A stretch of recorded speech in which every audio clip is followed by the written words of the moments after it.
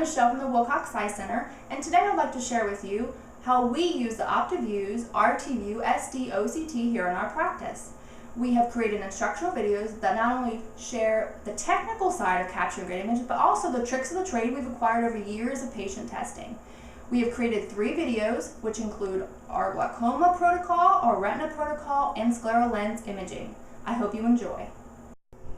This instructional retina video is not inclusive of all the available scans, but there's no need to worry because it's a simple matter to create any protocol of your choice and apply the steps that we'll show you in the next few minutes.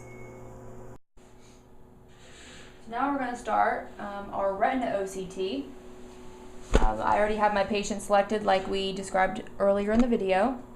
We have a protocol that we made up for our retina patients that Dr. Wilcox likes. So when you create a protocol, you click on the protocol that you'd like, and it's going to bring down all of the scans that we have put together to do a retina OCT.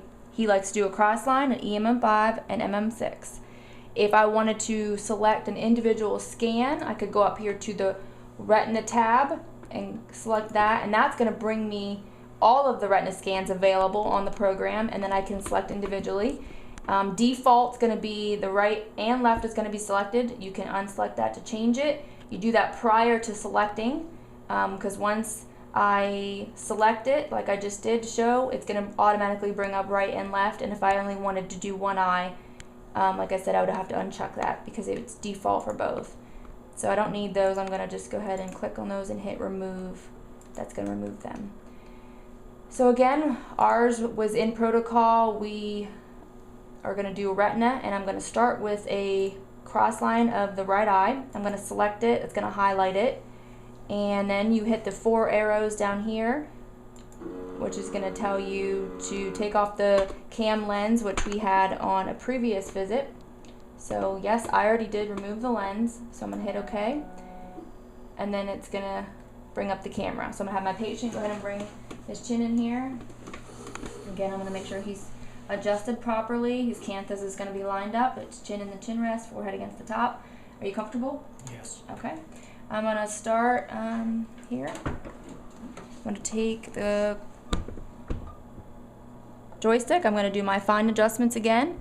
I'm going to line it up till I can find his reflex. I'm going to go in again. Now that I'm going in, I'm going to use my hand to move the instrument in. Once I have visually see the retina, that's when I'm going to start doing my fine adjustments with the joystick.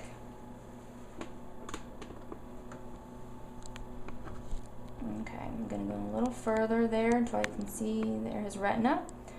And again, we want the scans to be in the middle of these 2 boxes on the top, so my eyes are going here to here. I want to eliminate this reflection here. I'm going to do that with the joystick, making fine adjustments. Again, clockwise is going to move it up, and counterclockwise is going to move it down. Blink, and blink. I'm going to get him lined up. Again, the tear film plays a big part. I'm going to have him blink, make sure his eyes are staying moist, or I can apply some tears if I need to. Okay, blink. I'm going to look at his blink pattern. And I caught him right at the end there. So what it's doing now is it's processing the data. It's going to turn it from like a snowy looking image into a pretty higher contrast. So I'm going to redo the image just because we've missed the first 2 here. Blink.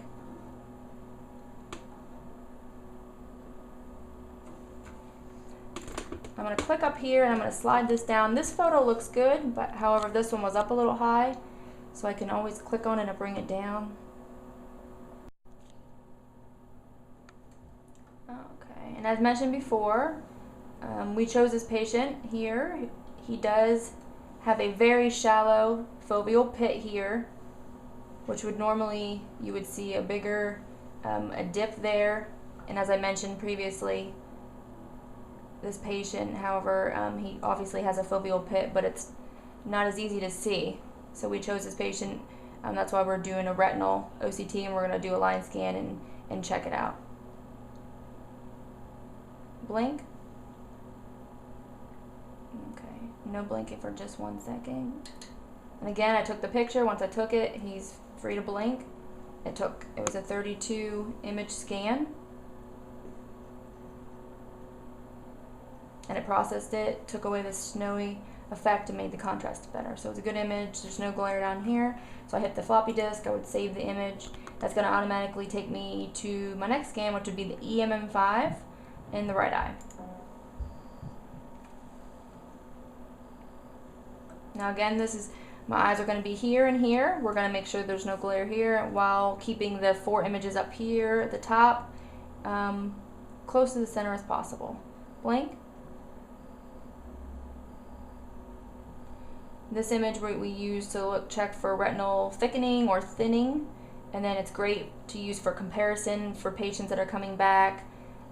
We have a patient off the top of my head that has Lyme's disease that we've been monitoring for retinal thinning, and this has been a great tool on keeping track of her retina while she's being treated for her Lyme's disease. Blink. Okay. No blinking for 1 second. Go ahead and blink. Okay, it's a good image. Clear here, it's green. He didn't blink, and I got all 4 pretty much in the center of where I want them. So I'm going to hit the floppy disk again, which is going to save my image. And will take me to the next one, which is the MM6. And blink.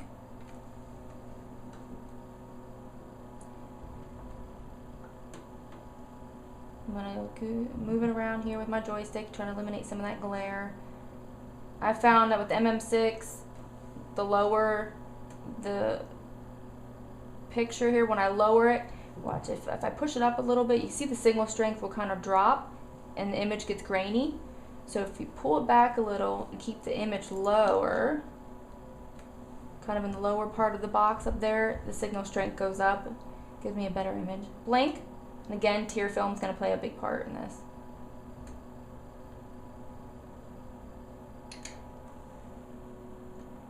And that's a good image. Pretty picture, it's green, and he didn't blink, so I'm going to hit floppy disk.